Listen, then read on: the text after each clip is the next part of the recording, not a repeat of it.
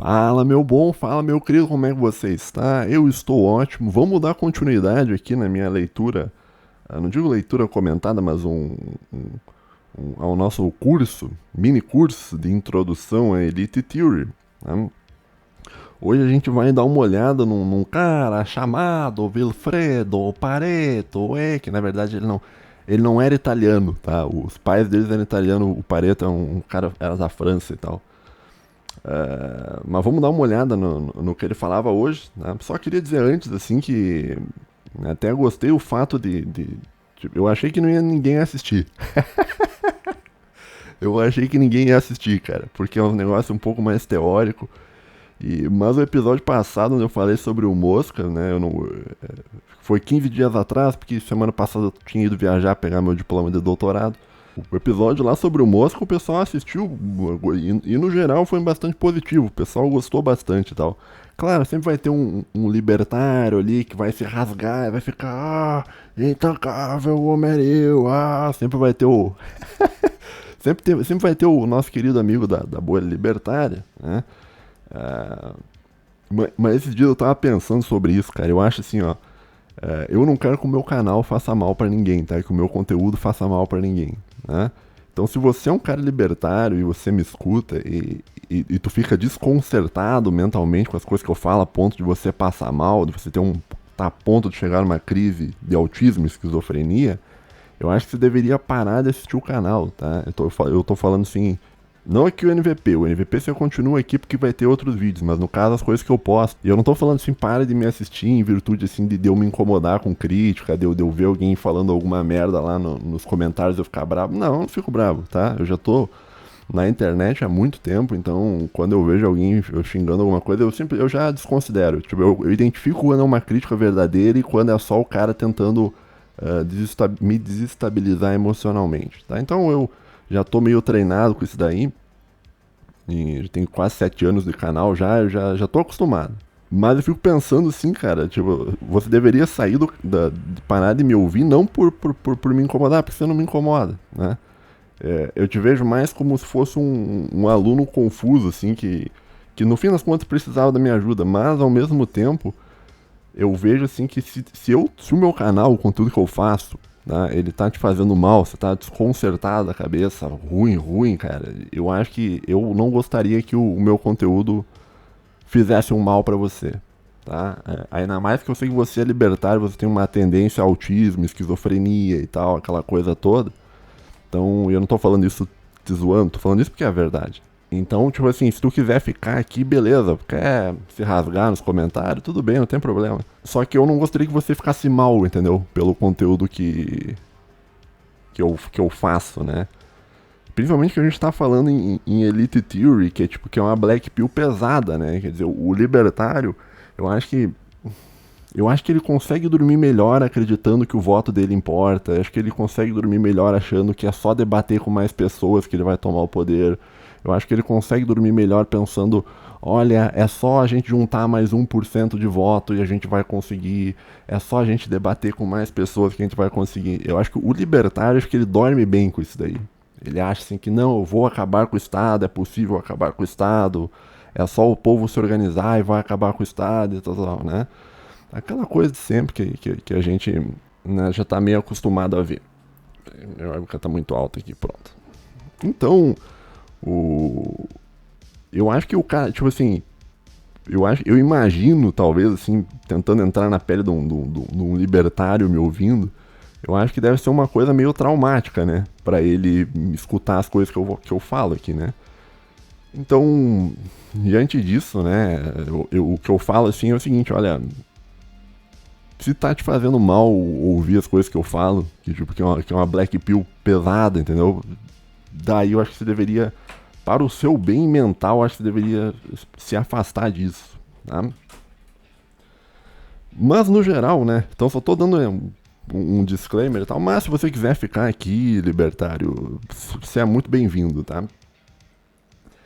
Mas no geral, as pessoas gostaram muito do episódio passado. Eu acho que você vai gostar bastante deste episódio também, tá? Que o Pareto é um cara que eu já vou dizer assim, eu não concordo com as coisas que o Pareto fala, em muitas coisas eu discordo, tá? mas ele tem alguns insights, assim, muito bons, assim, que parece que é quase como se ele estivesse refinando um pouco a teoria do Mosca.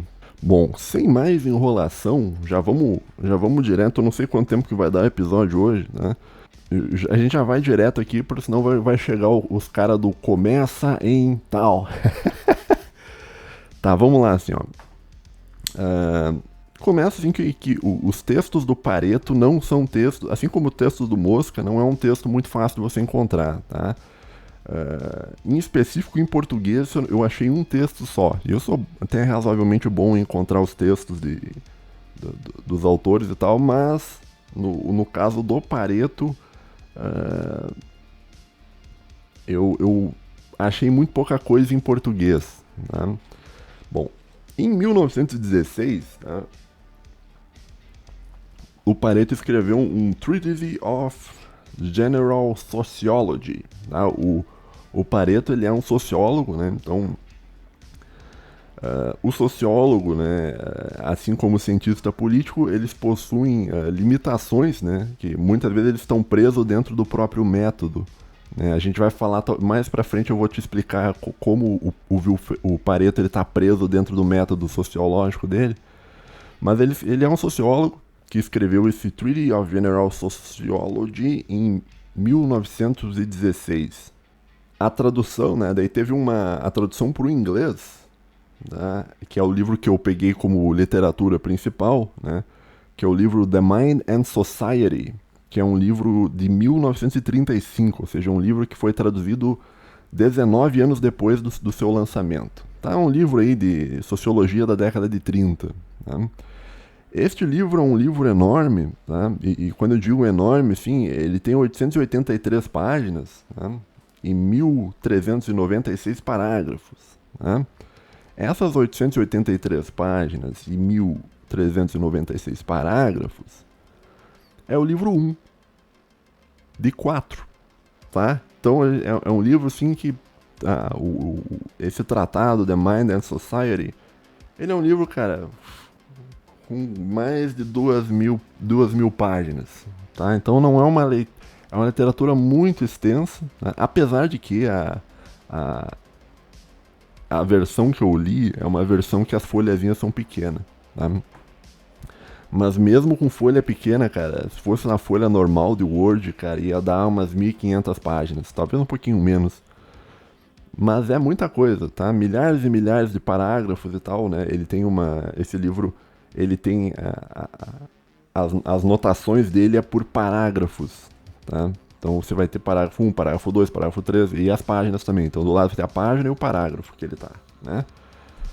E bastante, como eu vou dizer, bastante acessível a leitura, tá? Em inglês eu achei relativamente bonzinho de ler, tá?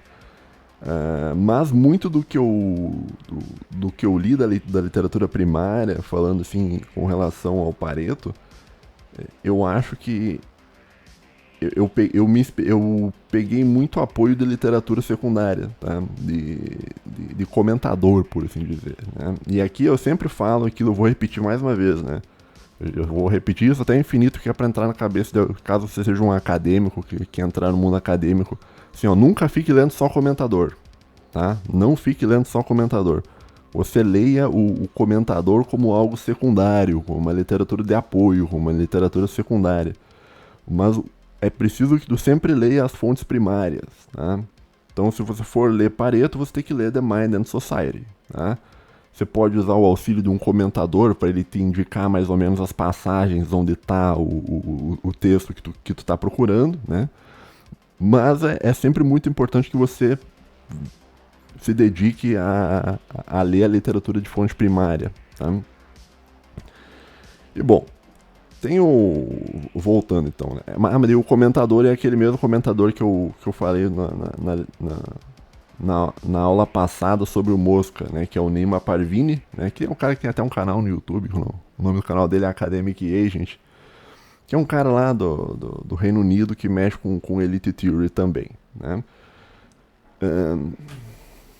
Tenho críticas também a esse comentador em si, porque ele é meio tendencioso em algumas áreas, mas isso aqui não vem ao caso agora, tá? Bom, o Pareto, vamos ao Pareto, né? Ele tem um conceito muito interessante, né? Que é um conceito que é chamado de The Circulations of Elites, né? Que em português acho que eu traduziria isso como a troca de elites, né? E no episódio de hoje a gente vai responder talvez uma pergunta bastante comum a quem começa a estudar Elite Theory, que é o seguinte, né? A pergunta que é feita assim, olha, se tudo é elite, né? Se no fim das contas tudo é elite, então não deveria haver mudança, né? Porque como se as elites controlam absolutamente tudo, então elas mandam em tudo. Então como é que as coisas mudam, né? Se as elites controlam tudo, né? Se tudo é controlado por elites, como é que as coisas mudam, né? Da onde que vem a mudança, né? Essa pergunta é respondida através desse conceito do Pareto, né? E eu já vou te dar um spoiler do negócio. A mudança em uma sociedade humana qualquer, ela surge através de uma troca de elite. Tá? Então as elites, elas não são um bloco monolítico, né? Único. Tá? A elite, o que há na verdade no mundo são elites concorrendo entre si. Tá? E às vezes uma cai e às vezes outra sobe. Tá? Isso seria o movimento de circulação de elites, no caso, seria a troca de elites. Né? Então às vezes uma elite sobe, outra vez outra elite desce e por aí vai. Né? Você pode pegar lá o período medieval, por exemplo, que tinha o rei e o clero, depois eles desceram, daí subiu a burguesia, daí veio a sustentação do liberalismo e aquela coisa toda. Né?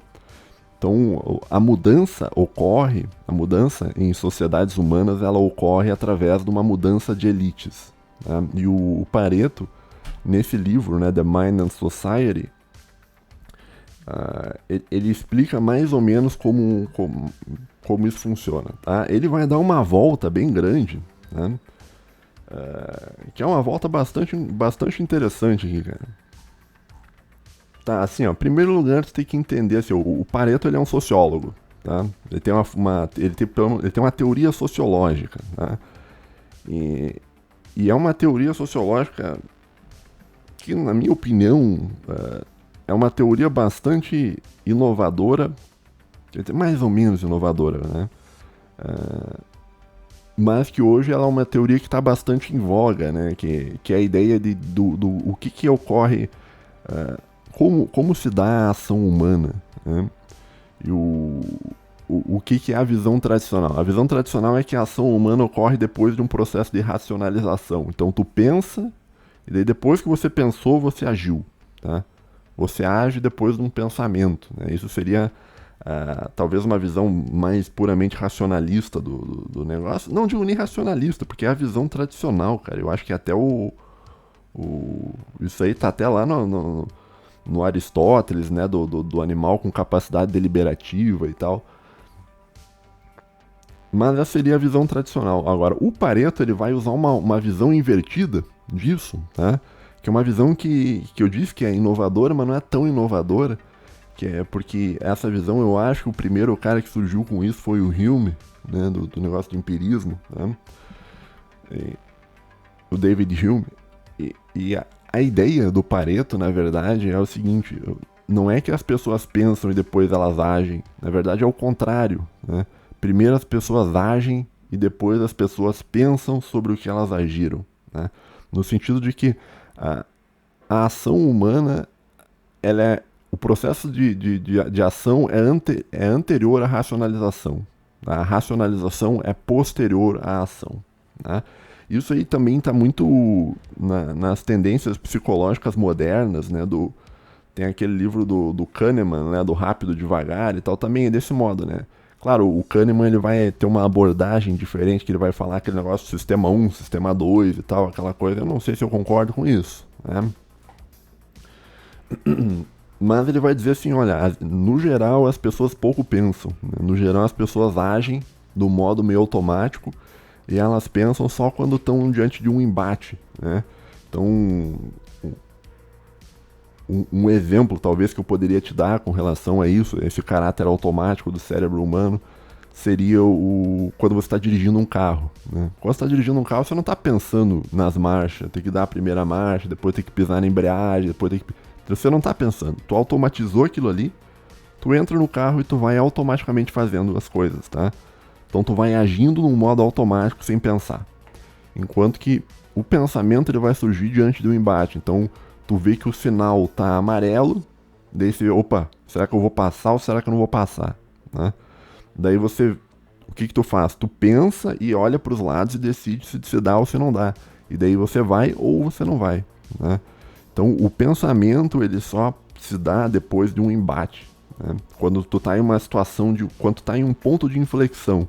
Mas no geral, né, a maioria das ações humanas, segundo esses autores modernos de psicologia, segundo o Pareto, ela vai se dar através do primeiro de um modo meio automático. Pareto ele vai usar um termo específico, né, que ele vai falar ele vai falar em sentimento.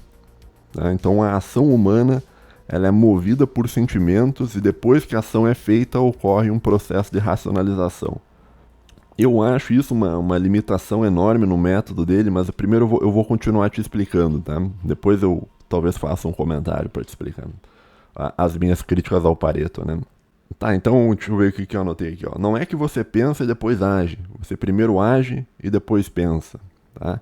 E o Pareto falava que isso vale para tudo, né? Então um exemplo, né, que esse comentador que o Parvini vai dar com relação a isso são os rituais de purificação das igrejas, né, das religiões, né? Então, existe no geral, todas as religiões ela tem uma noção de que é necessário purificar o ser, né? Então vai lá o indiano, se banha num rio, vai lá o cristão e se batiza e tal, né? O que a teoria do Pareto diria sobre isso? Né? O que ela diria é o seguinte, olha, existe um desejo humano, uma necessidade humana, um sentimento humano de uma busca por purificação. Né? E essa busca por purificação, então o ser humano vai querer se purificar, essa busca por purificação vai levar, né, a uma justificativa racional do porquê a pessoa está se purificando. Né?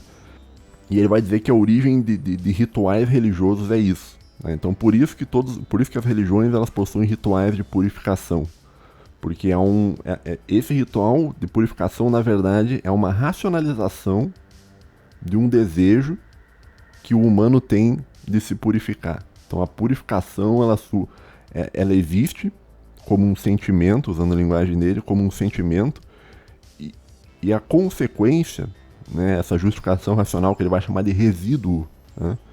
O resíduo seria a religião como algo purificador. Tá? O Pareto ele tem uma visão bastante... eu não sei, ó, bicho. Eu sempre que ele meio que ele se propõe... ele se propõe a fazer o seguinte, né? Ele se propõe... Olha, sempre que alguém chega pra você e se propõe assim... Eu não vou analisar o mundo como o mundo deveria ser. Eu não vou analisar o mundo conforme as ideologias. Eu vou analisar o mundo como o mundo é, tá? Sempre que alguém vem com esse papo pra você, você levanta as orelhas, porque isso aí por si só é impossível, tá? É impossível você pensar fora de um viés ideológico. É impossível sequer você entender plenamente como o mundo é, tá? Então toda a tua interpretação sobre o que é o mundo ela é uma interpretação idealística. E geralmente quando alguém diz pra ti que eu vou ver o mundo como o mundo é, não como as ideologias permitem, isso aí no fim das contas o cara tá com alguma ideologia por trás que ele não entendeu ainda. Então estaria aí no caso uma boa crítica que você poderia fazer ao Pareto, né? Não só ao Pareto, mas toda essa tradição, inclusive maquiavélica, né? Quando o cara diz, olha, vou ver o mundo como o mundo é e não como o mundo deveria ser. No fim das contas, isso aí talvez seja uma justificativa, uma racionalização pro cara ser um pau no cu e negar todos os valores da cristandade, daquela coisa toda, né? Do status quo vigente, né? Então, uma análise que busca afastar ideologias, afastar visões de mundo e tentar simplesmente ver a realidade como a realidade é, isso na verdade é uma análise feita por alguém que está preso dentro do seu próprio método e que acha que é possível você analisar o mundo sem um viés ideológico. Tá? Agora, por que talvez o Pareto, tá, pense desse modo, né? Que nem eu falei, Esse cara é um sociólogo, tá? O sociólogo, por si só, ele geralmente ele tem limitações porque ele não tem um trabalho filosófico mais profundo, então ele não consegue pensar a respeito do seu próprio método, né? E quando eu falo a respeito do método, já vou te comentar um outro ponto, assim, que seria um ponto que eu tenho críticas à metodologia do Pareto. Ele me parece ser aqueles pensadores do início do século XX, né? Que buscam entender o que vem primeiro e o que vem depois, né? Isso aí é talvez pensar de um modo puramente analítico para ver isso aqui vem primeiro, logo isso aqui vem depois, e tentar fazer um monte de deduções e chegar à verdade através de deduções a partir das premissas do que vem primeiro e o que vem depois, tá? E eu acho que isso aí é uma limitação também metodológica do senhor Pareto. Eu chamo isso aí do dilema do ovo e da galinha, tá? Eu acho que isso aí é o dilema do ovo e da galinha, na minha opinião, né? Não sei se há algum nome específico dentro da academia para se referir a esse tipo de postura, né? Mas voltando ao que o Pareto estava falando, né? A gente age primeiro e depois racionaliza. Ok, esse modo de ver as coisas, né? A gente age e depois racionaliza. Isso aí é uma limitação metodológica do ovo e da galinha, né? Então tu quer saber o que veio primeiro. Será que veio primeiro o ovo ou será que veio primeiro a galinha, né? Será que você age e depois pensa ou será que você pensa e depois age? Tá? Só que na verdade eu acho isso aí essa é a minha opinião sobre isso, eu acho isso aí uma perda de tempo muito grande, tá? Porque o mundo, no fim das contas, talvez ele não funcione desse modo, talvez o mundo funcione de um modo dialético, né? Então, o que acontece? Você age e daí você pensa. Vamos pegar um negócio da religião, tá? Vamos pegar um negócio da religião. Você tem a necessidade de purificação e você cria uma religião que gera a purificação. Agora, a religião em si, ela vai agir sobre você, né? Então é um movimento dialético. Então, o ovo gera a galinha gera o ovo, que vai gerar outra galinha, que vai gerar outro ovo, tá? Então são duas coisas que interagem entre si em um movimento dialético. Então quando você chega e você fala assim, olha, será que primeiro eu ajo e depois eu penso? Ou será que primeiro eu penso e depois eu ajo? Olha, eu acho que é as duas coisas. Eu acho que você age pensando e você age não pensando. E você perder tempo em discutir qual que veio primeiro, se é o primeiro que vem o pensamento ou se primeiro vem a racionalização, por si só, isso eu acho que isso aí é uma perda de tempo, tá? Eu não acho que isso é uma boa discussão, tá? Eu acho que quem entra nesse tipo de discussão sobre o que vem primeiro, o pensamento ou a ação, o pensamento, o cara me parece que ele está tendo uma limitação metodológica onde ele não está enxergando a dialética, tá? Talvez falte leituras de Hegel, talvez falte leituras de Platão, né? Mas por aí vai. Mas isso que o Pareto está fazendo, no fim das contas, é uma tendência moderna, né? A tendência da modernidade ali no começo do século XX e até hoje, né, cara? Quando a gente pega o livro do Kahneman, lá, o Rápido e Devagar, ele tá, tipo, defendendo... ele tá preso também dentro disso, né? Será que a gente age primeiro e depois pensa? Ou será que a gente pensa e depois age? E quando a gente pensa só quando a gente não tá agindo, quando há um embate, sabe? É esse tipo de coisa, assim, que eu tava pensando quando eu tava lendo o Pareto, tá? Não sei se você pensa desse determinado modo, né? Então, mas é mais ou menos disso, né? Mas ao mesmo tempo, né, a ideia do Pareto me leva quase a pensar em termos perennialistas, né? Quando a gente está falando em um sentimento humano de purificação que vai levar à religião, talvez esse sentimento humano de purificação seja algo perene em todas as culturas, né? Então talvez em todas as religiões possíveis existe o desejo de purificação. E talvez esse desejo de purificação venha do fato da gente se interpretar como impuro e distante de Deus. Então talvez tenha o desejo de purificação, talvez venha de Deus, da criação humana, que foi feita por Deus. Tá me entendendo? Então o desejo de purificação, nesse caso, seria Claro, isso não é o Pareto que está dizendo, isso aqui sou eu que estou dizendo, né? O desejo de purificação que vai levar à religião, né?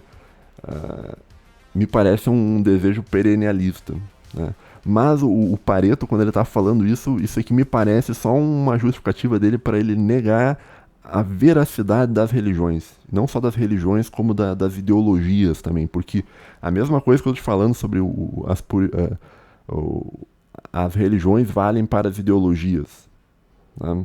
Então o desejo por igualdade que o humano tem por justiça social e igualdade vai levar ao florescimento de ideologias que tem isso como base, por exemplo, né? Então primeiro viriam os desejos e depois dos desejos viriam o resíduo, né? Que o termo que ele usa é resíduo, que é a justificativa racional para cumprir aquele desejo, né? Então que vai ser religiões, que vai ser ideologias, né? E no método dele, ele se propõe a tratar dos assuntos sem passar por esses vieses aí que atrapalham a visão e tal, né? Que eu acho isso também uma bobagem, porque é impossível, que nem eu falei, é impossível você pensar sem um viés ideológico, né? Ou se não um viés ideológico, um viés religioso, né? É impossível porque... Não sei, cara. Enfim, não vou me alongar nisso, mas eu espero que tu tenha entendido a minha crítica, né? Então eu tenho duas críticas aqui ao Pareto, né? A primeira crítica é a ideia de que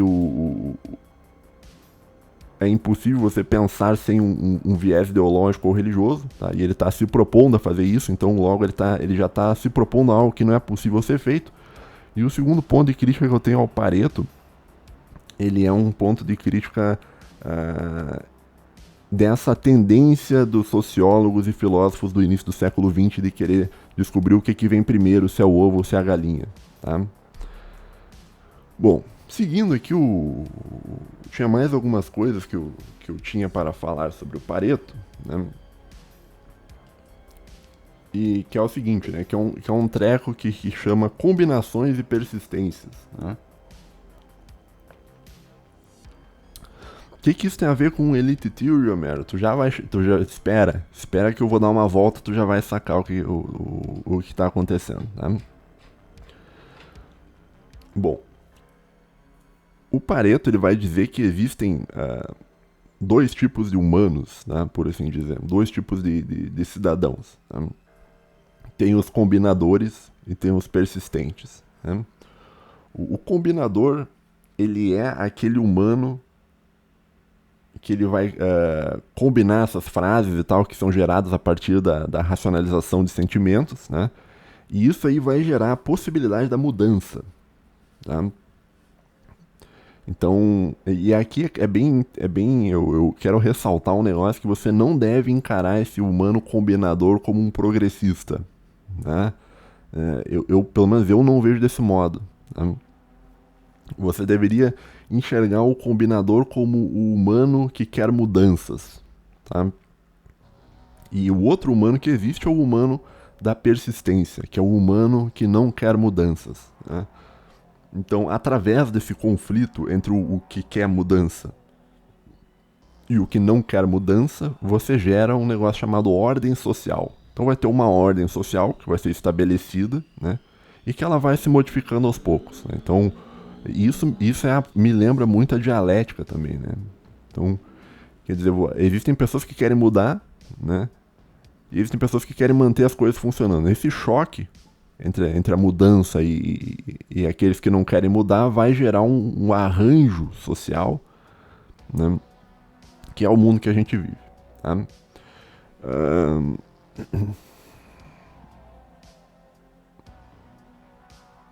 Então, assim, isso é uma interpretação minha sobre o Pareto, tá?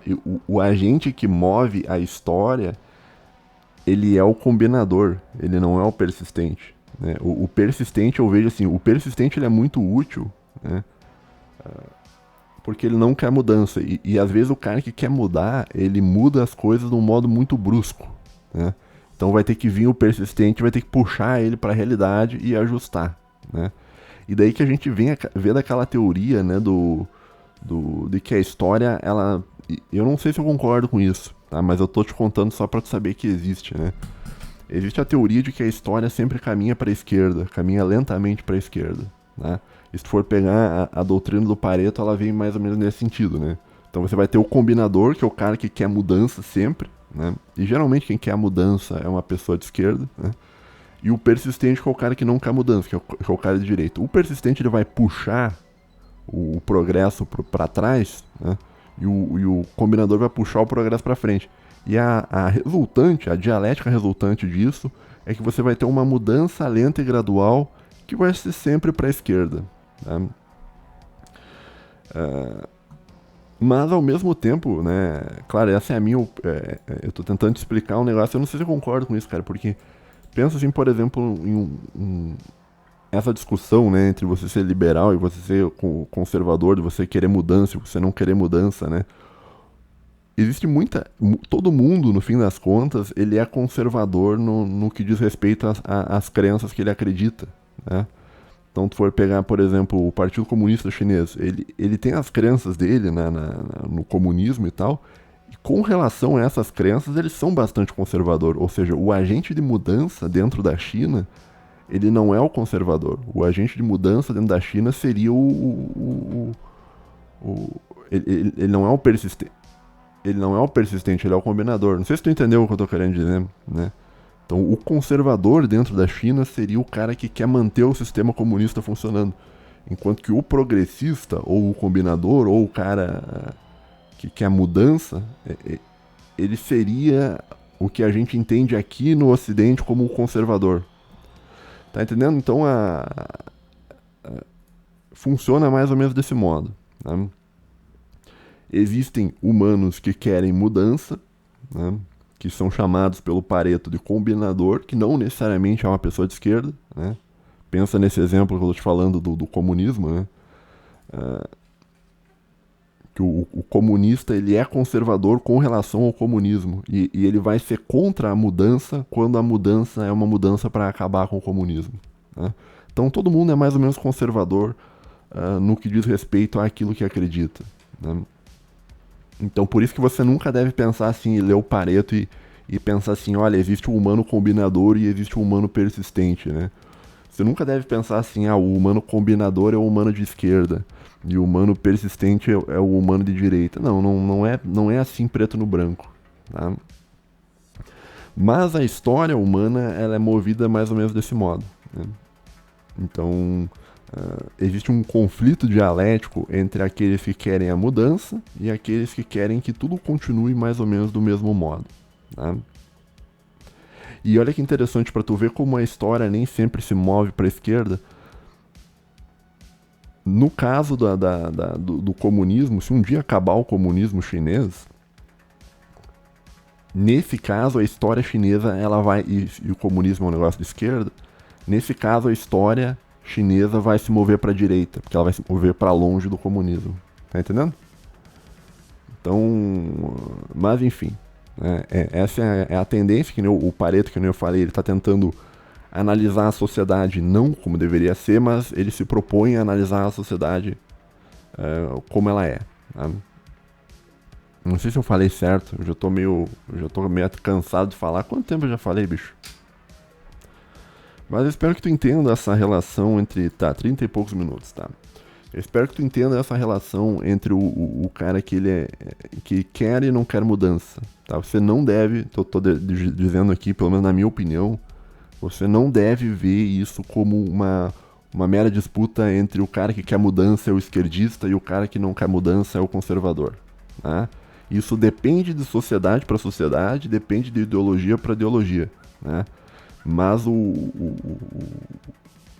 a ideia básica, que seria talvez a ideia que o Pareto defende como uma ideia não ideológica, é que existem humanos que querem que a coisa mude e existem humanos que querem que a coisa não mude, tá?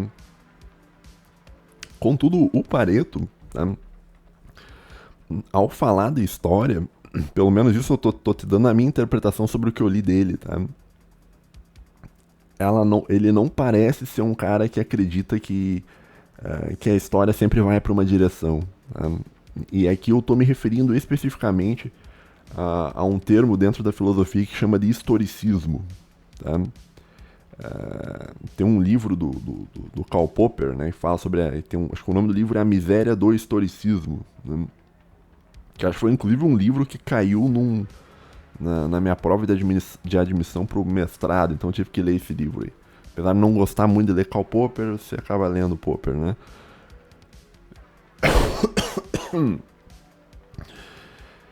E o que seria a ideia, o que eu entendo como historicismo? Tá? O historicismo eu vejo mais ou menos de um modo como a ideia de que a história humana ela caminha para um determinado ponto. Né? Então todos os eventos humanos, toda a combinação humana, ela é uma combinação que vai levar a um determinado lugar. Né? E daí disso você consegue deduzir conceitos como o fim da história, né? O que, por exemplo, estaria dentro da visão comunista, por exemplo, a ideia de fim da história seria o fim da luta de classes, o fim do burguês e o mundo onde teria só um proletário, só teria proletários. Tá? Essa seria a visão do destino histórico lá em Marx, se eu entendo bem. Né? E o Pareto não acreditava nisso. Né? Primeiro porque o Pareto era um elitista. Né?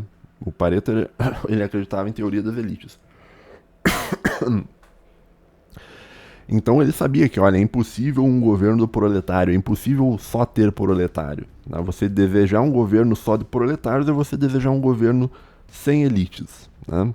E você desejar um governo sem elites é impossível porque o humano se organiza através de elites. Tá? Todo governo que existe é um governo de elite, todo governo que já existiu foi um governo de elite, e todo governo que ainda vai existir provavelmente vai ser um governo de elite também, porque o modo de organização social humana, ele é um modo que vai se dividir naquilo que o Mosca falou, que eu comentei contigo no episódio passado, na distinção entre quem governa e quem é governado. Então você vai ter o rulers, né, que seria a elite que governa, e o ruled, que seria aqueles que são governados, né, quem tem o poder político e quem não tem o poder político. Tá?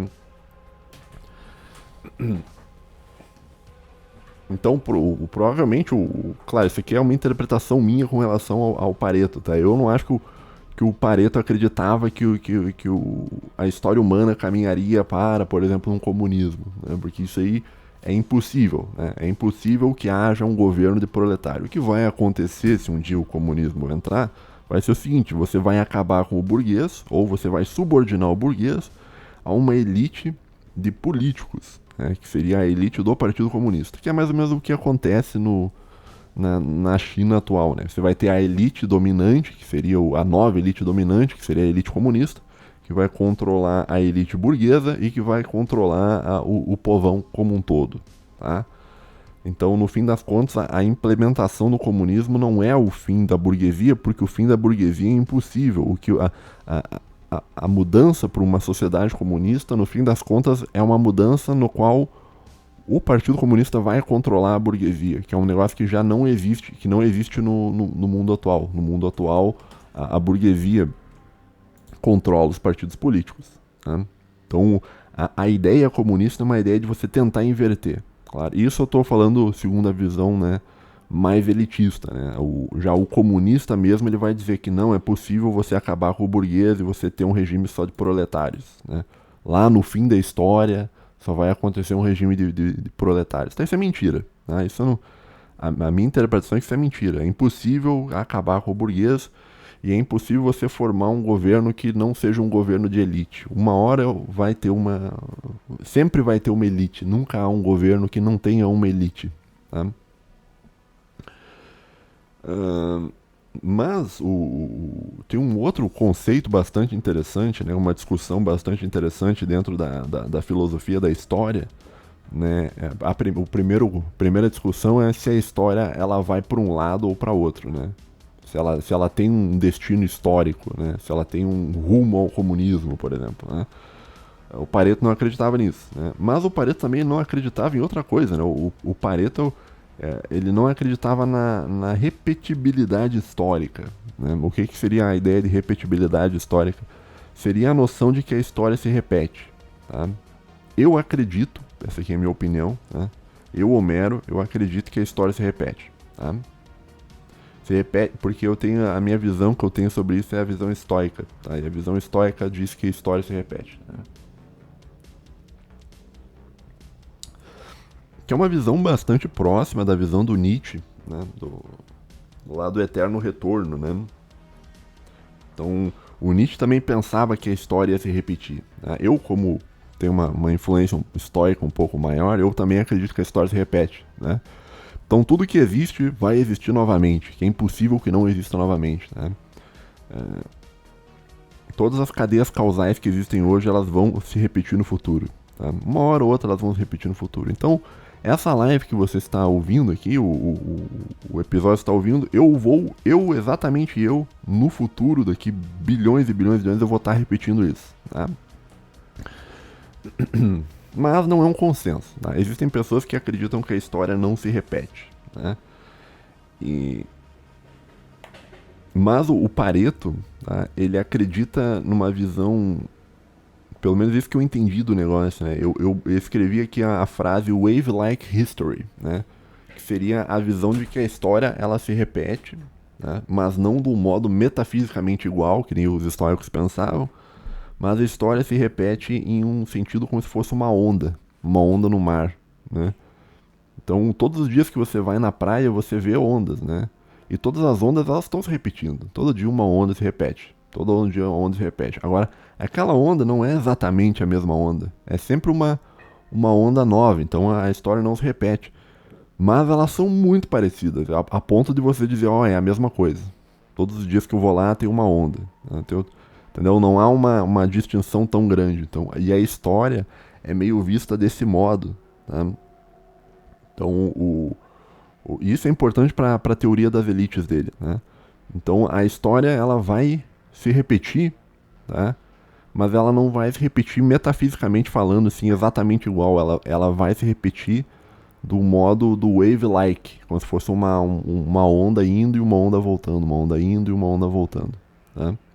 Então é sempre que tu vai na praia vai ter uma onda e como elas são muito parecidas, você pode dizer assim, talvez que elas se repitam. Mas se tu for ver bem, cada onda é única, né? Enfim, então são essas três posições, né? Tem a posição de que a história se repete, de um ponto de vista metafísico, que é o meu caso, né? Você tem a posição que a história não se repete, cada evento histórico é evento único. E você tem essa visão mais intermediária, que seria que a história se repete como se fosse ondas no mar, que não são exatamente iguais, mas que são muito parecidas, né? Mas, pelo que o que eu penso, assim, com relação às minhas leituras do Pareto, eu não sei, cara. Eu vejo, assim, que o motor da história pro Pareto, ele é como se fosse os desejos humanos, os sentimentos, né? Que ele vai usar o termo sentimento, né? E o sentimento vai dar a racionalização. Então, e como o sentimento, ele não é um negócio racional, como o sentimento é um negócio puramente instintivo, logo você não consegue dizer que olha, a história vai se repetir porque as pessoas quiseram repetir a história, ou a história vai para um determinado lugar porque, entendeu? Porque as pessoas querem que a história vá para aquele determinado lugar, não, né? Então a história seria como se fosse uma resposta às necessidades não lógicas dos seres humanos, né? Eu vejo mais ou menos desse modo, né? Que mais? Tá, o Pareto ele tem a ideia, né? Isso que eu já comentei, né? Vou ler aqui pra ti. O Pareto tem a ideia de que as filosofias humanas são todas ilusões criadas para justificar necessidades sentimentais e instintivas humanas, né? Que é aquilo que eu falei do cristianismo, né? Da necessidade de purificação que o humano tem, vai gerar um processo de racionalização que vai levar ao cristianismo, que vai levar a uma religião, que a religião dentro dela vai ter a purificação dentro, né? Porque é um desejo humano, né? Mesma coisa vale para liberalismo, né? O desejo de ser livre vai levar ao liberalismo, né? O desejo da justiça social vai levar ao comunismo, e o desejo da ordem social imposta através da força vai levar ao fascismo, e por aí vai, né? Então existe uma série de coisas e tal, né? E o que eu escrevi aqui, ó? Dúvidas. Cristianismo e o negar do desejo.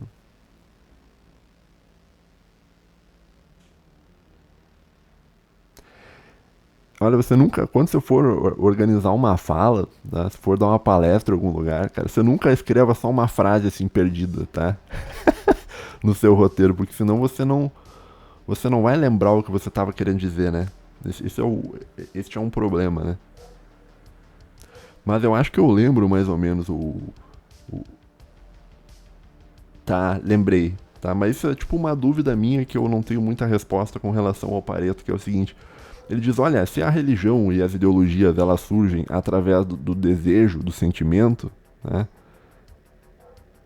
É meio difícil você explicar o cristianismo, né? Porque o cristianismo, ele é a negação do desejo, né? Olha que loucura, né? Então, a teoria do Pareto diz que a religião, ela vem de um desejo, né? Ela é fruto do desejo, né? Mas o cristianismo, ele não é fruto do desejo. O cristianismo é exatamente o contrário. O cristianismo, ele é a negação do desejo. É a negação de você fazer tudo que você quiser fazer para você seguir o caminho da retidão, o caminho de Deus, né? Então não parece que o cristianismo ele surge puramente de um desejo humano, de um sentimento humano, né? Porque a consequência, o cristianismo, ele é a negação do sentimento, ele é a negação do desejo, né? Que é aquilo que o Nietzsche falava da moral, dos ideais ascéticos, né? Dos ideais que negam a vida, essa era uma crítica que o Nietzsche tinha ao cristianismo, né? Quer dizer que o cristianismo, em nome de uma vida transcendente, ele vai negar completamente a existência da vida terrena e vai negar o desejo, né? E nesse sentido, o cristão, ele é um escravo na terra, porque ele não consegue agir e ter a força para agir, ter entendeu? Ter a vontade de vida, né? Que ele vai usar o termo, né? Então, quando você nega um desejo pro Nietzsche, tu tá negando a tua vontade de vida, né? E o cristianismo, ele é um problema pro Nietzsche porque o cristianismo, ele nega a vida, né? Em prol de um ideal maior, né?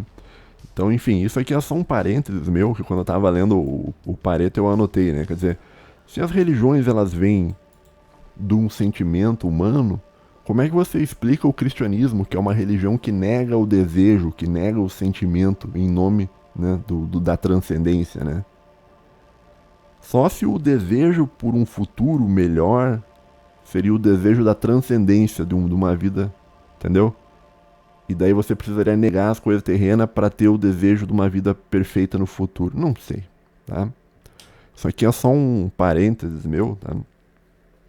Agora, só para te fazer pensar um pouco, tá?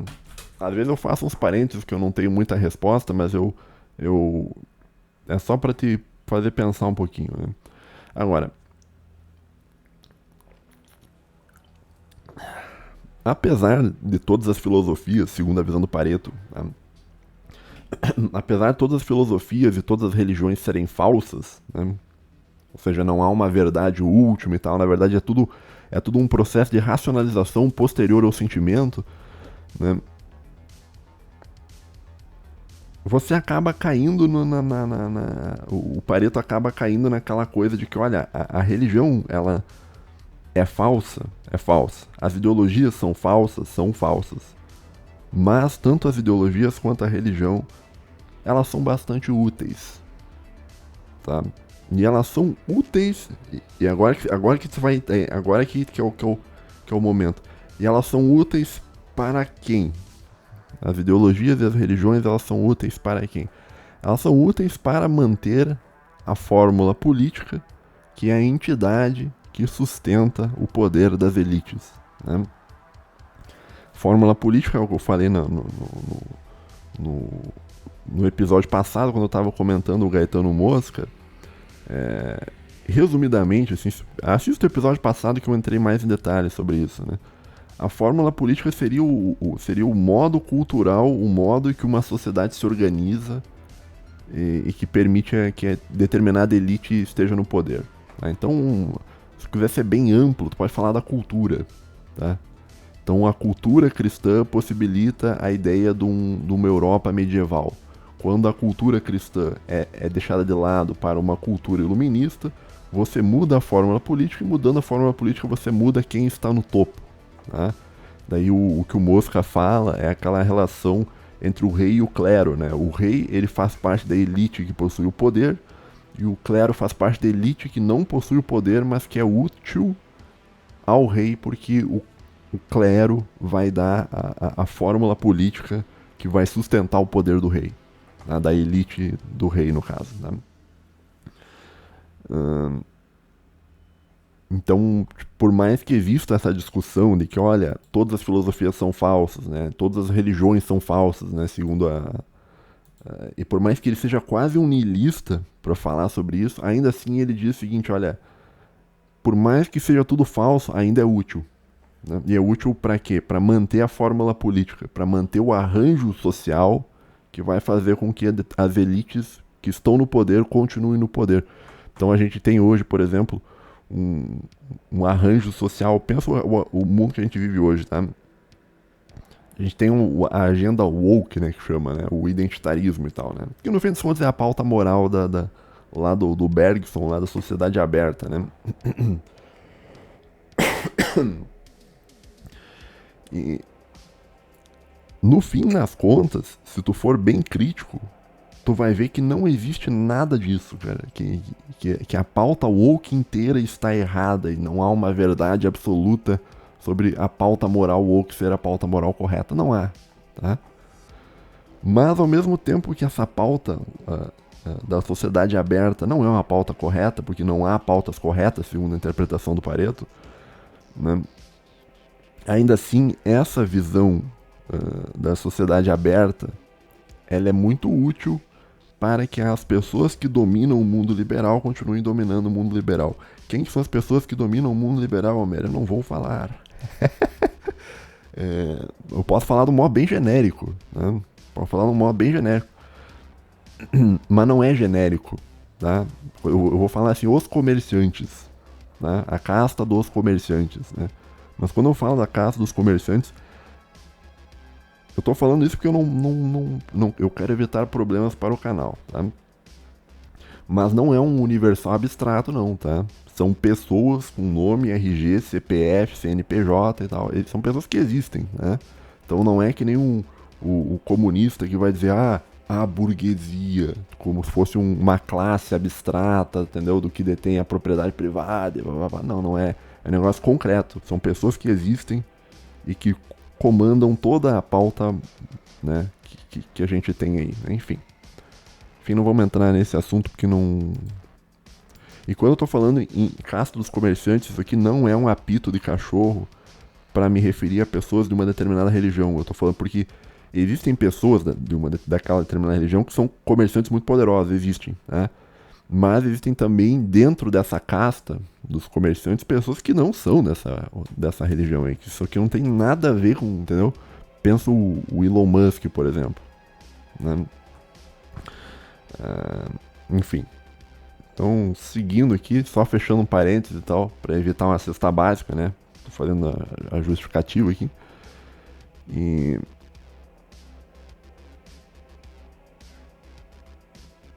E aqui uma anotação que eu tinha aqui também, ó. Isso aqui é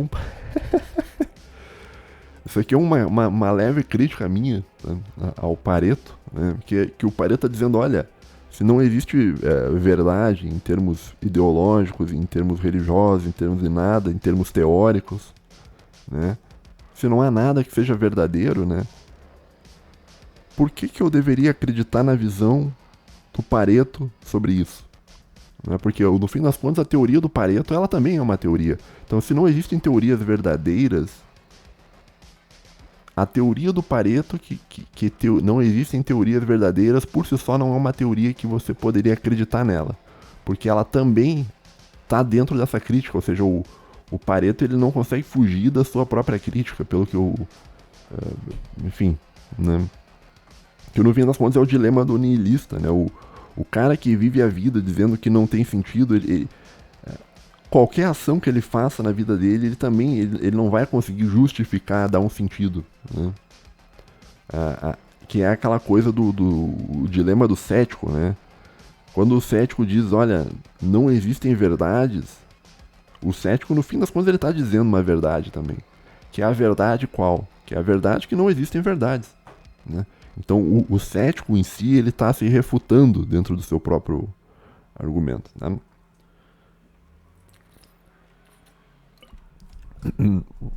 Mas voltando, isso aqui é só um parênteses meu, né?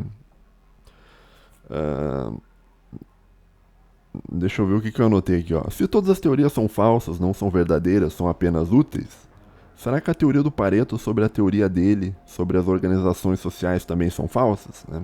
Então essa tá aí um questionamento, né?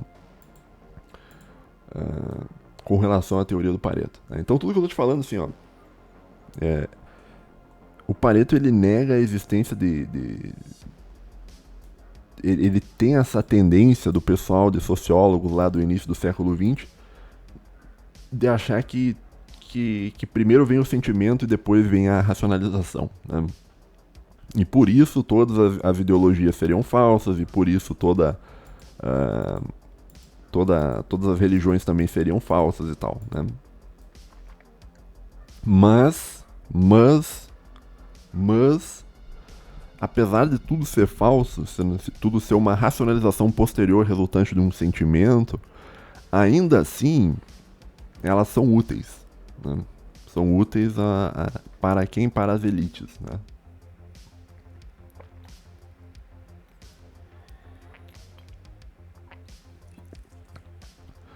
Agora, o Pareto, ele vai entrar numa parte que daí a gente entra talvez na parte onde a gente fala sobre a circulação das elites propriamente ditas, né? Que eu perceba a volta que eu tô dando para te explicar esse negócio, que é um negócio bastante simples, né? Tem uma passagem lá do Maquiavel, né, que tá lá no Príncipe do Maquiavel. Eu não sei se como é que tá o teu conhecimento sobre a obra do Maquiavel? Tá mais ou menos? Não sei se eu vou ficar falando isso aqui, se eu vou ficar me repetindo. Se eu... Tá, pô, eu vou comentar um pouco um negócio do Maquiavel que é importante, tá? Se você conhece muito aí Maquiavel aí, né? Se você é o libertário que sabe tudo, você é libertário, conhece a distinção entre raposas e leões no Maquiavel, ou amiguinho libertário? Hã? Não conhece, né, meu bom? Não conhece. Assim, ó. O Maquiavel lá no Príncipe, tá? Ele vai fazer uma separação entre... Ele vai dizer que o príncipe, ele precisa ser ao mesmo tempo uma raposa e ao mesmo tempo um leão, tá? E qual é que é a diferença do leão para a raposa? A raposa, ela é um animal, tá? que é um animal fraco, né? Mas é um animal bastante engenhoso. Tá? Então é um animal que consegue ludibriar, consegue se esconder, consegue fugir de certas coisas e tal. É um animal que... A raposa é um animal que comumente ela é associada ao... um termo que eu não sei em português e em inglês, chama deception, né? Que seria como se fosse uma ludibriação, como se fosse uma enganação e tal, né? Então, que seria um jogo de cintura, por assim dizer, né? Então, uma raposa é um animal que tem um jogo de cintura, né? E o leão, ele é um animal da força, né? Agora, tanto a raposa quanto o leão, eles têm problemas, né? A raposa, ela tem um problema que eu já te falei, que apesar dela ser muito engenhosa, ela é muito fraca, né? E então ela não consegue, por exemplo, lidar muito bem com lobos, né? Que o lobo seria uma organização social que é um pouco mais forte que a raposa, mas eles são engenhosos também, não tão engenhosos quanto a raposa, mas que a raposa tenderia a perder em um conflito, né? Tá chovendo, bicho.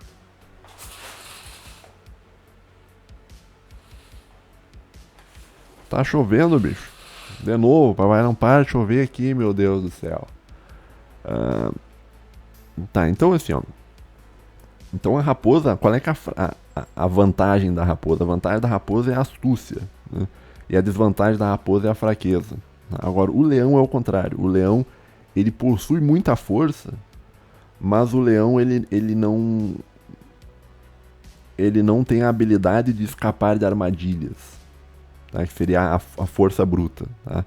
E o Maquiavel vai dizer que um governante, né, e aqui se traduz do governante para as elites, né, porque a gente está tratando em Elite Theory, as elites elas devem ser como raposas e ao mesmo tempo como leões. Né? Então ela deve ter a força, mas ao mesmo tempo ela deve ter o jogo de cintura. Né? E aqui isso é bastante interessante porque a gente consegue pensar isso em termos em termos contemporâneos, né? Quando a gente pensa no conflito na Ucrânia, no Putin, né? Pensa no exemplo do Putin, né? O Putin, ele conseguiu desempenhar bem a função do leão, né? Quando invadiu a Ucrânia, né? Só que aquilo ali, na verdade, era uma armadilha para ele, né? O objetivo do conflito da Ucrânia era afastar a Europa da zona de influência russa. Né? E isso foi conseguido, né? Então, as elites ocidentais, que seriam essas raposas, fizeram uma armadilha pro cara. E o cara, como ele não foi uma raposa, ele foi mais leão do que raposa, caiu na armadilha. Tá? O leão ele não consegue lidar com armadilhas. Né? Por isso que o bom governante ele precisa ter a força do leão para ser temido, mas ao mesmo tempo ele precisa ter o jogo de cintura, né, para conseguir lidar com as situações. Né? A não ser, claro, tudo que eu estou falando sobre o Putin, a não ser se você é um cara aí desses canal Melancia que vai dizer que o Putin faz tudo certo, que o Putin nunca erra e tal, não sei o que, né? Mas daí, né? Daí beleza, né? Mas eu acho assim que faltou pro Putin o espírito da raposa, entendeu? Faltou ele ele tentar contornar a situação e não cair na armadilha, e ele acabou caindo na armadilha. Né? A armadilha é essa feita para gerar os blocos que a gente tem hoje na Guerra Fria. Tá? Então, a Guerra Fria moderna ela não começa com o movimento da Rússia e nem da China. A Guerra Fria moderna ela começa com uma armadilha feita pelas potências ocidentais em cima do Putin, que o Putin caiu. Tá? Então por isso que tá acontecendo tudo que tá acontecendo e tal, porque foi pensado para ser do modo que é. Né? Enfim, é só um parênteses, né? Tô tentando sempre trazer pra tua realidade, para que tu entenda. Né? Então por isso que eu tô usando o exemplo do Putin e tal, que o governante deveria ser ao mesmo tempo um leão e uma raposa, e talvez eu acho que o conflito na Ucrânia demonstrou que o Putin ele foi muito bem em ser um leão ao longo desses últimos anos, mas falhou em ser uma raposa. Tá? Não sei se não foi bem assessorado, não sei o que. Mas enfim. Agora, as elites pro Pareto, elas funcionam desse modo. Tá? Então toda elite que está no poder, ela é ao mesmo tempo raposa e ao mesmo tempo leão. Tá? Mas ela vai ser predominantemente alguma coisa. Tá? Então, quando como é que funciona a circulação de elites, né? Que é o ponto que o Pareto está tentando te mostrar.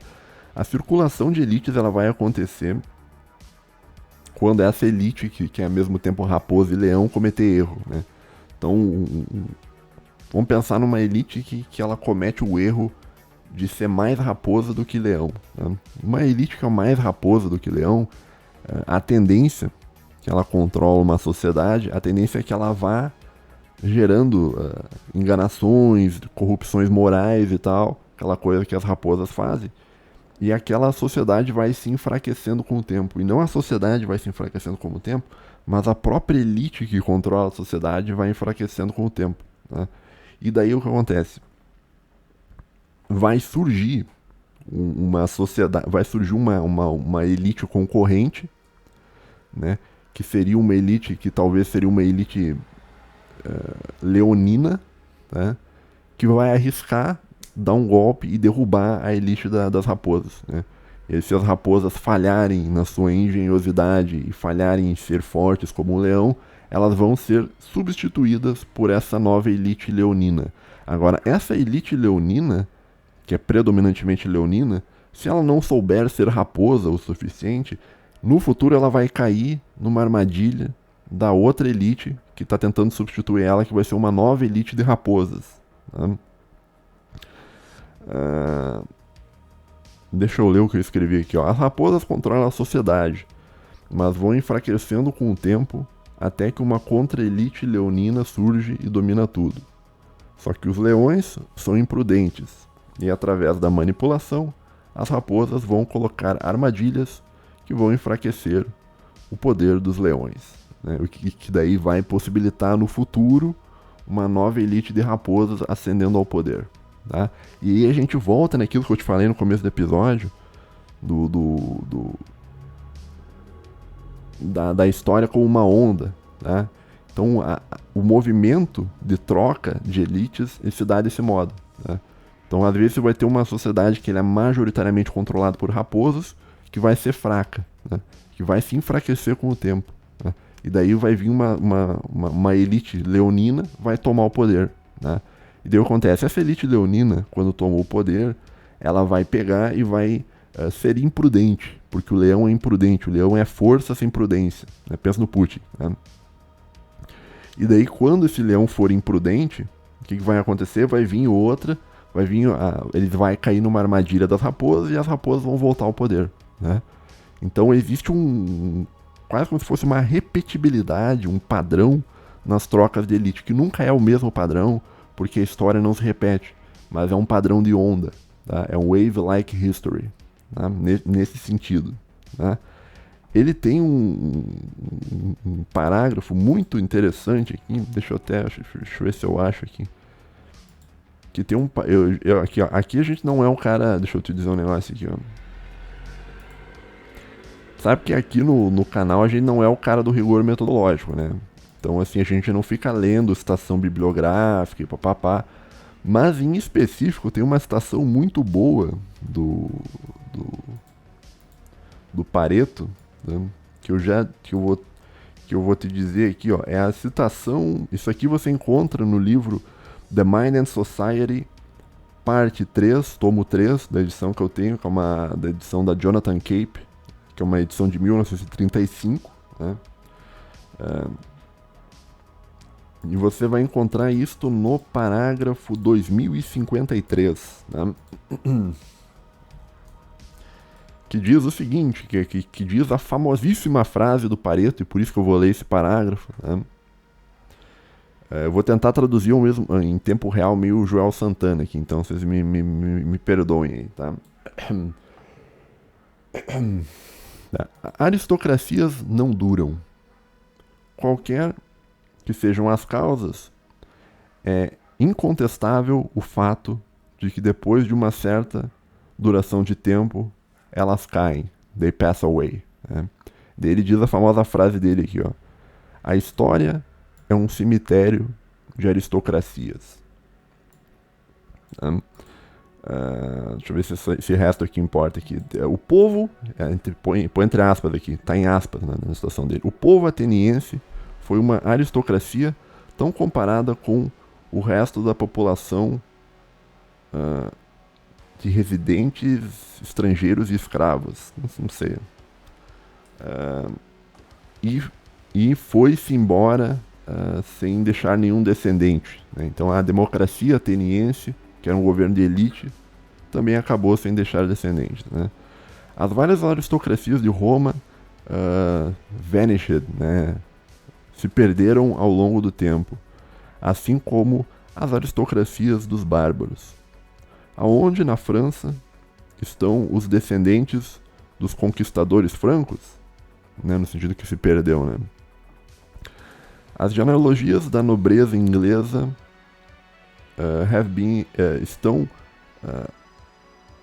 se mantêm funcionando, né? Se mantêm mais ou menos. E eles mostram que algumas poucas famílias ainda se clamam como descendentes do William the Conqueror, né? Seria o conquistador William. O resto foi vanished, né? Seria vanished. O que é vanished? Seria limpo, não? Seria banido, não é banido, evaporou, assim, vamos por assim dizer, né? A aristocracia germânica do dia presente, ele está falando isso em 1935, ela está falando isso em 1919, eu acho, né? é majoritariamente feita de descendentes de vassalos são descendentes de vassalos dos senhores do mundo antigo, isso? Lords of the Old. Populações dos países europeus têm aumentado enormemente durante os últimos séculos. E, ao mesmo tempo, a aristocracia não aumentou em sua proporção, né? Enfim, esse parágrafo inteiro ele é bastante interessante. Né? Esse é o parágrafo número 2053, né? Onde o Pareto ele vai te mostrar essa coisa, né? De que a história ele é um cemitério de aristocracias, né? Então, a mudança de uma elite para outra, tá? Da onde que ela vem? Vamos tentar fechar o episódio para tu entender o que eu tô querendo dizer. Dentro das sociedades humanas, né, existe um desejo por mudança, né, e existem pessoas que não desejam a mudança. Né. Isso vale para o povo, tá, e isso vale para a elite. Né. E através desse desejo de mudança e desejo de não mudança, a história humana ela vai se movendo. Né. Agora, quando a história humana ela vai se movendo, você vai ter a formação de elites. Né. Mas todas essas elites, né, uma hora ou outra, elas vão ser substituídas por outras elites. E isso vai se dar através do enfraquecimento da elite dominante e do fortalecimento da elite que quer substituir a elite anterior, que é aquilo que eu te falei sobre raposas e leões. Né? Então, uma sociedade, quando ela é dominada por raposas, ela tende a se enfraquecer, tá, em termos de força, né? E o leão consegue entrar. Tá? E isso seria a circulação de elite. Né? Uma elite mais leonina, ela consegue tomar o poder de uma elite de raposas. Agora, quando a elite leonina está no poder, ela acaba sendo imprudente e uma elite posterior, que é uma elite de raposas, vai pegar e vai substituir e vai ganhar o poder de novo. Tá? Então a circulação de elites, ela surge desse modo. Ela surge do enfraquecimento da elite anterior, da elite dominante, e que vai ser substituída. E daí que o Maquiavel é importante, porque quando a gente fala da manutenção de uma elite, né, quando a gente fala da manutenção de uma elite, é importante que a elite ela seja não só a leonina e não só uma raposa. A elite que consegue se manter no poder muito tempo, ao mesmo tempo ela é leão e ela é raposa. Tá? E a gente pensa, por exemplo, vamos pensar em termos do Brasil, né? Qual que é a elite que a gente tinha no Brasil? A gente tinha a elite do petismo, né? Muito tempo atrás, a gente tinha a elite do petismo. O petismo ficou um tempo no poder, quase 20 anos, né? Mas ao mesmo tempo que ele foi ficando no poder, ele foi enfraquecendo. Tá? E foi enfraquecendo tanto em termos políticos quanto em termos intelectuais, né? Se for pegar os intelectuais de esquerda do passado, eles eram muito mais bem preparados que os intelectuais de esquerda hoje, né? Você vai pegar no YouTube aí os comunistinhos, por exemplo, né? A elite cultural esquerdista no passado era muito, muito mais forte do que a elite que tem hoje, né? Porque o poder gera o conforto, né? E o conforto gera a fraqueza, né? Daí o que acontece? Essa elite foi substituída em 2018 por uma elite leonina, né? Que seria a elite do bolsonarismo, né? Agora, a elite do bolsonarismo falhou em quê? Falhou em ser uma raposa, tá? Falhou em falhou em montar o Estado corporativo, né? A elite leonina bolsonarista, ela falhou em entrar em acordos, em fechar acordos, né? É a elite do que eu vou governar com o povo, eu vou sair na rua e eu vou conseguir aprovar as coisas, né? E não é assim, tá? E elas sofreram um golpe, tá? De quem? De qual elite? Da elite das raposas, né? Que não é a elite do PT, é uma outra elite, que é uma elite de uma raposa internacional, tá? Lá dos democratas, né? Que removeram a elite leonina bolsonarista e botaram de novo a elite do velho mundo, né? Que é a elite do fim da história, que é a elite do PT. Tá? Fim da história que eu tô falando em termos do Fukuyama, né? Sabe, conhece o Fukuyama libertário? Tá me ouvindo aí? Em libertário, o que você já leu já do Fukuyama? Eu já li alguns livros do Fukuyama, hein? Conheço bastante o Fukuyama, conceito de fim da história, né? Enfim, tá? Então é isso, né? Por que muda a história humana, né? Por que as coisas mudam, né? Porque, tentando te responder a pergunta que eu fiz no começo desse episódio, né? Por que a história... Por que se tudo é elite, as coisas mudam? Né? As coisas mudam porque nenhuma elite consegue se manter no poder para sempre. Né? E ao mesmo tempo que nenhuma elite consegue se manter no poder para sempre, as elites elas concorrem entre si o tempo inteiro. Tá? Por isso que existem conflitos no mundo, conflitos dentro do Brasil, conflitos em inúmeros lugares, porque são elites concorrendo para ver quem que vai ser a casta das elites dominantes. E no caso do Pareto, quando uma elite ela toma o poder, ela vai impor a fórmula política dela. Tá? E isso é uma discussão que eu tenho, talvez uma crítica que eu tenha ao comentador ali, o Nima Parvini, né? Porque ele acredita que pelo que eu vejo assim dele, pelo que eu li, esse é um comentador que ele acredita que a fórmula política é sempre gerada por elites, né? Então a elite sobe ao poder e põe a fórmula política. Eu acho que é o contrário, eu acho que na verdade as duas coisas. Eu acho que a fórmula política leva uma elite ao poder e essa elite, quando está no poder, busca preservar a fórmula política, né? Para se manter no poder o tempo inteiro. Mas nunca vai conseguir se manter no poder o tempo inteiro, porque ela sempre vai enfraquecer ao longo do tempo, né? Se for uma elite que uma elite com uma predominância maior em termos de raposa, ela vai enfraquecer a sociedade dela, né? E vai cair na mão da elite leonina. Agora, se a elite leonina estiver no poder, ela vai ser imprudente e vai cair nas armadilhas das raposas, né? E vai cair e vai ser substituída. Né? Por isso que o Pareto diz, no fim das contas, né, que a história humana ele é um cemitério de aristocracias. Parágrafo 2053, se você quiser, se você é o cara do rigor metodológico. Então toda a história humana, se você parar pra pensar, quando você vê desse modo, é quase como se fosse uma black pill, né? Porque a gente do mundo ocidental, democrático, a gente tá acostumado a acreditar que a gente pode mudar as coisas, né? Que a história humana é a história do povo humano, né? Só que não é não, cara. A história humana é a história da aristocracia humana.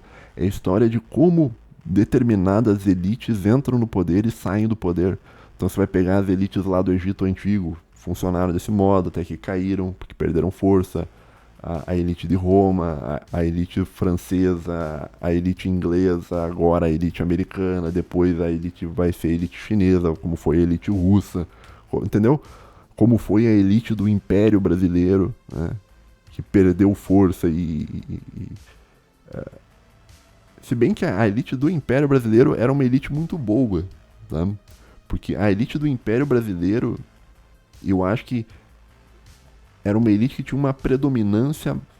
Não tinha uma predominância, eu acho que era uma elite que talvez seria um equilíbrio perfeito entre raposas e leões, né? Mas, voltando, né? Se você é uma pessoa da elite que está me ouvindo, saiba o seguinte: para você se manter no poder, você tem que evitar de ser puramente leonino e puramente uma raposa. Você deve ter o equilíbrio perfeito, né? Agora, no parágrafo 2054, né, do Pareto, ele fala de um negócio, cara, que eu tava lendo, eu falei, bah, isso aqui é literalmente um negócio que eu pensava, cara. Então, deixa eu ver quanto tempo eu já falei aqui, cara. Bah, 1h20, bicho. Putz, cara. Tá, mas a gente já tá no finzinho aqui, eu só queria falar um pouco sobre esse parágrafo 2054, né? Uma das coisas que o Pareto fala, tá, nesse parágrafo é que... Então, não sei se tu entendeu a moral do episódio hoje. Eu tô tentando te falar sobre a circulação de elites, né? Como ocorre a história e como uma elite cai e como uma elite sobe, né? Agora, uma coisa que o Pareto fala nesse livro, né, escrita no parágrafo 2054, ele vai dizer que, na verdade, muita da queda das elites é uma queda que se dá pelo enfraquecimento das elites, cara. Tá? Então, por exemplo, tu pensa os liberais que ganharam a Segunda Guerra Mundial, tá? Os caras brabíssimos, os liberal brabo, entendeu? Daí os descendentes desses caras, eles eram brabo também, mas não eram tão brabo. Conseguiram vencer a Guerra Fria por uma questão puramente econômica, né? Majoritariamente econômica. Né? Agora, os descendentes desses caras que venceram a Guerra Fria são mais fracos ainda. Né? E talvez o único descendente, o único liberal dessa época, tá? Que ainda é um liberal muito bom mesmo, assim, é o Soros. O Soros, nosso querido Georgi Schwartz, né? Mas o Georgi Schwartz, ele é bom por quê, cara? Porque ele é da elite liberal da época da Segunda Guerra Mundial. Ele é velho, já tá com 90 e poucos anos, entendeu? Ele é muito bom em fazer o que ele faz, porque ele é de uma geração antiga. Agora, a geração nova, ela foi enfraquecendo ao longo do tempo, que é a geração do... Quando eu tava lendo isso, eu tava me lembrando muito do texto do Fukuyama, né? E do conceito de último homem do Nietzsche. Querido amigo libertário, querido amigo libertário, você conhece o conceito de último homem do Nietzsche? Conhece o conceito de último homem do Nietzsche? Não conhece? Não leu Assim Falava Zaratustra? Pô, como é que você quer falar de filosofia se você não leu Assim Falava Zaratustra, cara?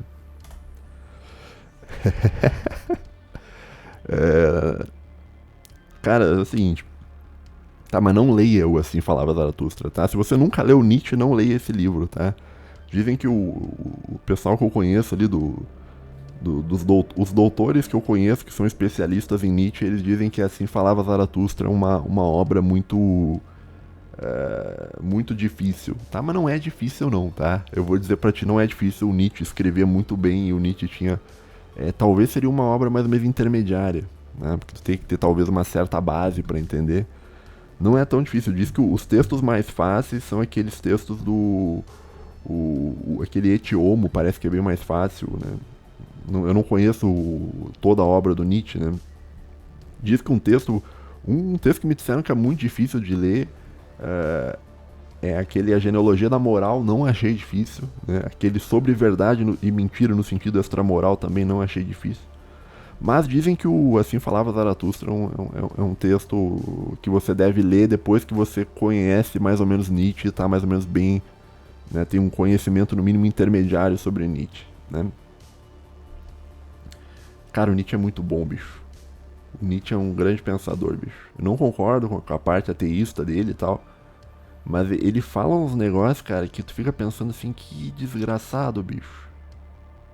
E eu vou te mostrar uma coisa que o Nietzsche falou, que quando eu li eu falei, meu Deus, cara. Eu olhei assim, bah, eu nunca vou chegar no nível de um cara desse, bicho. Já chegou até a me dar uma frustração, bicho. Eu sinto muito isso quando eu tô lendo quando eu tô lendo Platão. Quando eu tô lendo o Platão, eu leio uns pensamentos do Platão, eu fico meio triste, bicho. Eu fico meio, caralho, nunca vou chegar nisso, cara. Esse cara aqui não... Isso aqui é uma pensada, bicho, violentíssima, cara. Isso aqui é uma pensada num nível, assim, que é impressionante, cara, impressionante. O Platão é um negócio fora de série, e o Nietzsche também. Agora, o que é o conceito do último homem? Isso tá lá no Assim Falava Zaratustra, se eu não me engano, tá na parte 2, tá? Ou tá na parte 1 ou tá na parte 2. Tenho quase certeza que tá na parte 2. Ou é a metade da parte 1, não me lembro, né? Mas tá lá no Assim Falava Zaratustra. O que é o conceito do último homem no Nietzsche, né? O Nietzsche, quando ele vai falar sobre o último homem, ele vai falar do humano, ele vai usar uma metáfora que é bastante interessante também, porque é uma metáfora que me lembra muito o Descartes, né? O Descartes usa a metáfora que é a mesma metáfora do Nietzsche, né? Pra usar coisas diferentes, né? Que é a metáfora do homem sentado em volta de uma fogueira, né? O Descartes, claro, ele vai usar lá nas meditações metafísicas a ideia do homem sentado em volta de uma fogueira, segurando um pedaço de cera na mão para falar sobre a teoria do conhecimento dele, do racionalismo, da dúvida, do código cartesiano e tal. Mas o Nietzsche, quando ele fala sobre o homem sentado em volta da fogueira, ele tá falando isso de outro modo, ele tá falando Tá falando do homem em volta de uma fogueira no sentido do conforto. Tá? O último homem, ele é o homem que fica em volta de uma fogueira porque ali é quentinho e ali é bom. O último homem, ele é o homem que vai deixar de se arriscar, que vai deixar de seguir a vida e que vai viver em função do conforto. Viver alimentando o fogo, vivendo sempre no conforto. Né? E o Nietzsche achava isso errado, porque o Nietzsche achava que o humano verdadeiro, ele é o homem forte, ele é o homem que se arrisca, é o homem que está disposto a levantar da fogueira e adentrar pelo frio em busca de uma coisa que ele quer. Tá? E isso é muito. E o Nietzsche é muito genial nisso, cara, porque o Nietzsche tá falando isso em 1800 e pouco, cara. Ou 1900 e pouco, eu não me lembro quanto que é esse texto do Assim Falava Zaratustra. Mas quando o Nietzsche tá falando isso, cara, no fim das contas ele tá descrevendo o humano pós-moderno, cara.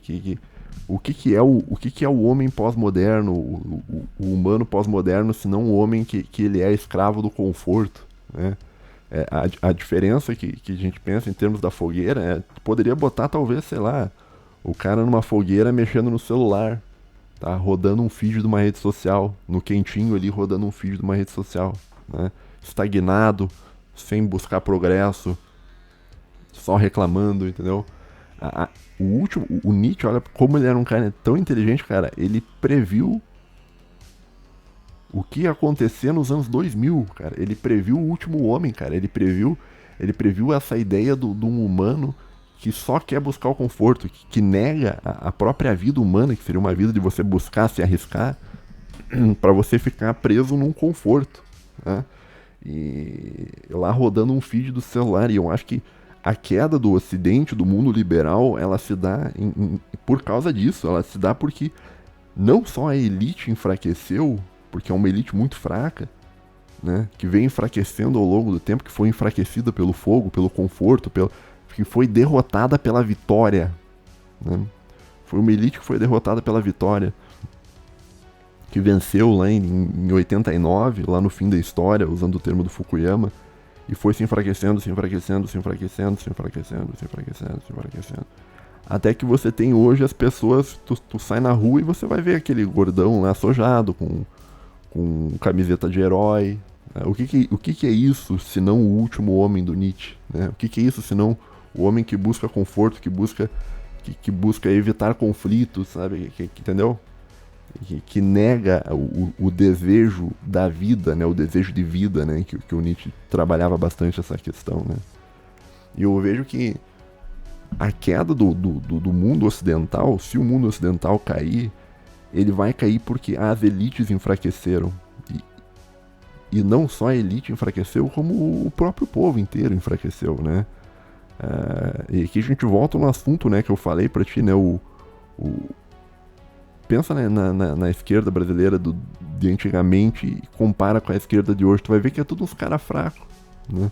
Pensa na direita brasileira de antigamente, tipo um Enéas da vida, e vai ver a direita brasileira hoje, o liberal conservador aí, cara.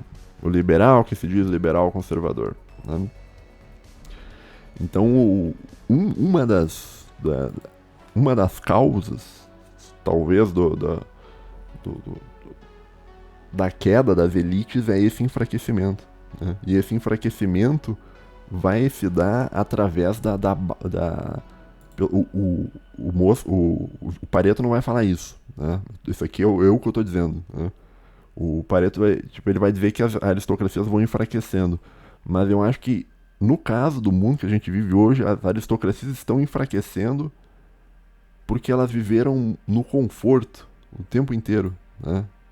A gente vive uma vida onde tudo é muito fácil, tudo muito é confortável, né? Enquanto em outros lugares do mundo, tipo numa Rússia da vida, numa China da vida, a vida lá é muito difícil. Né? E daí a gente volta naquele negócio, naquela velha expressão lá, que você já deve ter ouvido várias vezes, né? Que tempos difíceis criam pessoas... Como é que é? Tempos difíceis criam pessoas fortes. Pessoas fortes criam tempos fáceis, e tempos fáceis criam pessoas fracas. Enfim, sabe aquela coisa toda, né? que é uma concepção de história por onda, né? Wave-like history. Tá? E claro, a visão do Nietzsche, na verdade, era um negócio bem mais profundo isso, porque o Nietzsche, eu acho que se ele visse o mundo de hoje, ele ia falar do fim da era da razão, né? O pós-modernismo, que talvez seria ele o cara que inaugurou, seria o fim da era da razão, né? A gente vive o fim da era da razão. Bem-vindo ao fim da era da razão, meu querido, né? Bem-vindo à sociedade de conforto, à sociedade do humano em volta de uma fogueira, de um fraco, né? Por isso que a gente é fraco, por isso que o Ocidente está caindo, né? E é um processo que não vai ter como reverter, porque as elites em si já são fracas. Quem poderia fazer isso é a elite não vai fazer isso, né? E no fim das contas, o Pareto está sendo bastante profético, né? Quando ele fala que, olha, a história é o cemitério de elite, de aristocracias, né? E todas elas vão cair, né? O Império Americano vai cair também. Uma hora ou outra vai cair. E vai cair justamente por essa característica que ele está tentando escrever no livro The Mind and Society, que é o negócio da circulação da elite, né? Então você vai ter elites com desejo de mudança, né? Elites que querem manter a ordem e tal, mas você vai ter um enfraquecimento da elite que está dominando e você vai ter uma outra elite, entendeu? Então é mais ou menos isso, né, que o Pareto fala, né? Tá, isso aqui eu já falei também, deixa eu ver, ó. A visão do Pareto é que depois dessa disputa de elites, né, a elite que ganha vai impor sua pauta moral, né? Pauta moral no sentido do Mosca, que a gente está falando em fórmula política, né? Pauta moral essa que nada mais é do que a justificativa para a manutenção do poder das elites, né? Então a elite ela quer se manter no poder, e ao se manter no poder ela gera uma pauta moral, uma pauta ideológica, uma pauta religiosa, entendeu? Essa pauta independe da vontade popular, né? Que em muitos casos é contrária, né? Então quando a gente fala que uma elite que existe, que domina o mundo ocidental, ela está impondo a pauta que ela quer, que é a pauta da sociedade aberta, em muitos casos essa pauta é contrária à vontade popular, né? Então quando a gente fala em descriminalização de drogas, a gente está falando em você acabar com a vida de crianças dentro da barriga da mãe e tal, isso é uma pauta contrária ao povo, né? Só que aí que você entra na black pill da elite theory, o povo não importa, né? O povo ele é usado para referendar o poder das elites e em muitos casos, a maioria dos casos, as pautas elas são colocadas goela abaixo do povo, independentemente do povo querer ou não. E essas pautas são colocadas porque elas fazem parte de uma sustentação moral que vai manter as elites no poder. Que no caso do mundo que a gente vive, que é o mundo da sociedade aberta, essas pautas morais elas são colocadas porque elas conseguem abrir a sociedade. E mantendo a sociedade aberta, é possível a manutenção do poder da casta dos comerciantes, né? que são a elite que controla, tá? Isso aqui eu já falei, tá?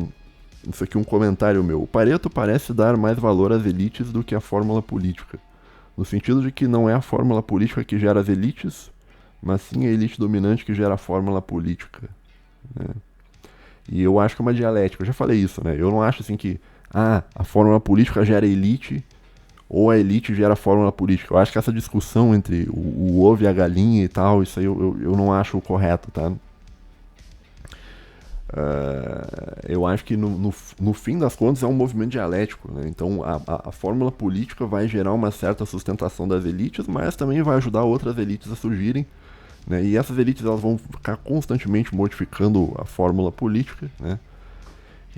Mas eu anotei aqui que me parece a visão do Pareto me parece uma visão diferente do Mosca. O Mosca, eu acho que o Mosca ele tinha uma visão de que a fórmula política gera a elite, né? Pelo menos essa é a minha interpretação sobre o Mosca. Enquanto que o Pareto dizia que é o contrário, na verdade é a elite que gera a fórmula política, né? E esse comentador, o Nima Parvini, eu acho que ele está mais de acordo com o Pareto, né? Que as elites geram a ideologia, né? E não que as ideologias geram as elites, né? Não sei, tá? Enfim, isso é só um ponto aí, talvez, de discordância minha com o comentador, tá? Tá bom, pessoal? Então é isso que eu tinha pra falar por hoje. Desculpa aí, ficou muito grande o episódio. Às vezes eu dou umas voltas muito enormes pra te falar sobre um determinado assunto, né? A gente acabou fechando em 1h30, depois eu vou dar uma editada, isso aqui vai demorar um horror pra editar. Mas é isso, tá? Lembrando, cara, que se for útil pra ti, cara, tudo que eu falei aqui foi útil pra ti, ou tu aprendeu alguma coisa, considere deixar um like, tá? Se quiser deixar um valeu, um superchat, alguma coisa aí, sempre vai estar ajudando na manutenção do canal, tá bom? Se não quiser, também não tem problema, tá? Semana que vem eu vou estar de volta aqui, a gente vai falar sobre um outro cara, né? Ainda não terminou o papo das elites, né? Mas eu tô de volta semana que vem. Um abraço pra você, até a próxima e tchau.